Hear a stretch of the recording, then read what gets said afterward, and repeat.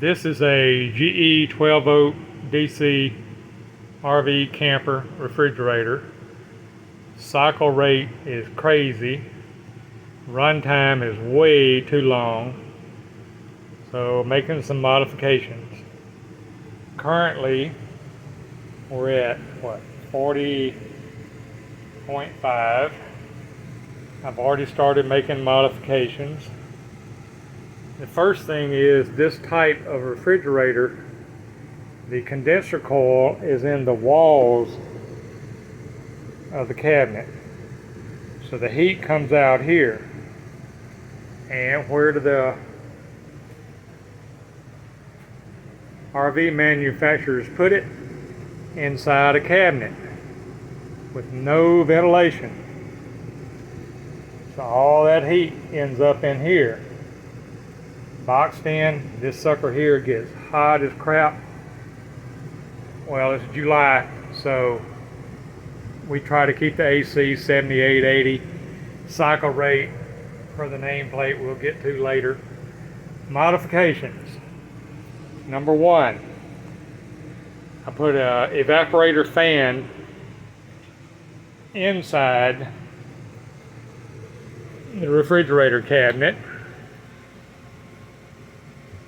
and replaced the thermostat with one cycle rate that's better. We'll get to that later. Modification number two. The refrigerator came with a fan for the compressor. There's a panel that comes back here, blocks this off, does ventilation for the compressor, and that's it. Keep the compressor from overheating. So if you tap off the wires for this fan and go up,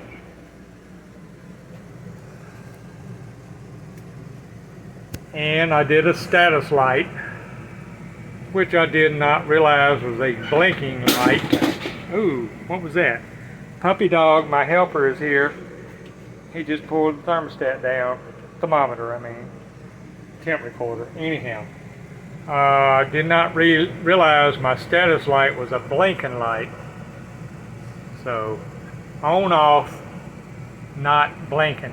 When it runs, comes on. When it's off, it's down. Anyhow, come off that fan, 12 volt DC, come up, I did a status wire light, come over here, down to the cabinet, seal the cabinet off, cut yourself a hole, and put the same fan that's on the compressor here, such that it will ventilate the cabinet to pull all the heat out. So that fan will be duplicated over here.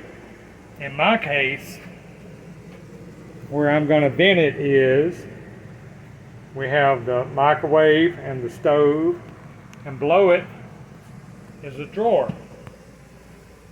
This drawer has nothing up above it. This whole section here is blank.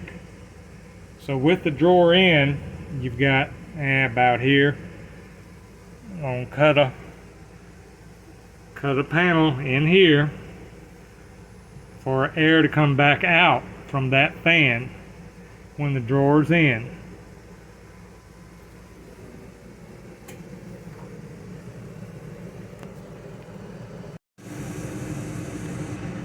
The next step is going to be air intake. On this cabinet, there's only an 1/8 inch clearance on both sides once the refrigerator's back in, so we need air intake somewhere. There are flanges at the top and the bottom to mount the refrigerator. Right here. So, I'm going to come 6 inches down and 6 inches up on both sides and cut a 1/4 inch off of this and a 1/4 inch off of that. That'll give 4 foot on each side by 1/4 inch for intake air to vent the cabinet around the refrigerator as the fan that we're going to install will allow all that air to get pulled out of this cabinet instead of heating up to 115 degrees and get it out of there. It's been running here for 2 days, sitting outside of the box. And I have the thermostat set on 80 degrees and it's been cooling great. Cycle rate is wonderful. We have a temp recorder with cycle rate. I'll post that in a few. Show you that in a few, I mean. That's it for now. Get back with you after I cut the slots over here. Okay, right side is cut. Ended up a little bit more than 6 inches, but that's great, no problem. Match it on the other side. So, now when you slide the refrigerator back in, this will be your point that the edge of the refrigerator will line up. That's fine. Now we'll do the left side.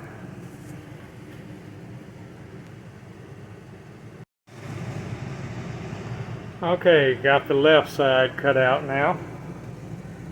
It equals the other side. So we have our air intake for both sides.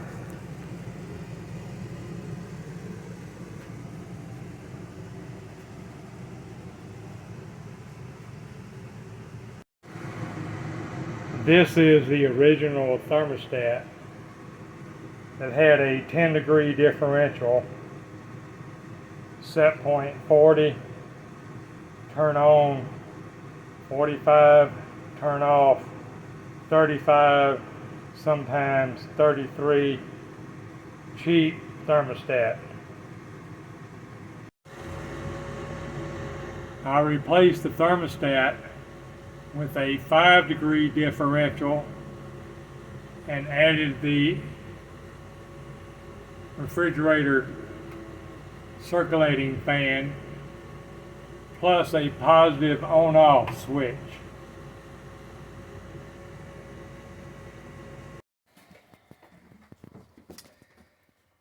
Okay, got the fan installed. We're ready to slide her back in the box. The outside of the cabinet temperature sitting out here will run about 94, 97 degrees. Inside the cabinet, before I slid it out, took the refrigerator out, I slid a temp probe up in here and got 105, 107 degrees. And according to the nameplate tag on the back, the cycle runtime at 70 degrees is 37%, at 90 degrees is 57%, 32 and 57. At 90, 57%. So at 105, 110 in the box, drives it nuts. Runs all the time. Let's get the data and see what our cycle rate is sitting out here. Come on. Okay. The red is the refrigerator, the blue is the freezer, the green is the difference between the two of them, doesn't matter. So, 40 degrees, cycling on and off, on and off. Of course, there's nothing in the cabinet except a gallon of water, and not in the cabinet, in the refrigerator, except a gallon of water and air. So, there's nothing to absorb the coolness and then Once you get things in there cold, it'll stay cold. So the cycle rate would be different with food. It'll run longer, but it'll stay off longer. Okay, she just came back on. And let's see what our little fan's doing. It's running. Oh yeah, moving some air. There you go. Yep, we're gonna get air. Okay, time to slide her back in. Alright, it just cycled off. And the outside cabinet temperature, we peaked out at 92.3 and it's 79 degrees ambient. So after we slide it back in, we'll see what it does.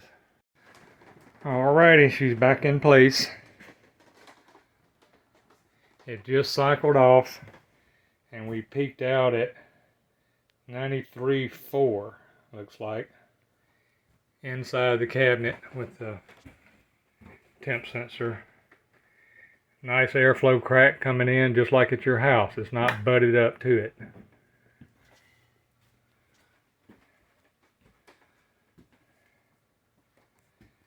Okay. Just need to cut a exhaust vent above that cabinet drawer below the oven. Cut a slot and put a vent, and that'll be all. Alright, we're finished. It is running great. Got the outlet grill done. Oh, feel that air coming out. Yeah, it feels good. Oh, you can't feel it. Dang. Cabinet temperature is working great. Stick a fork in it. We're done.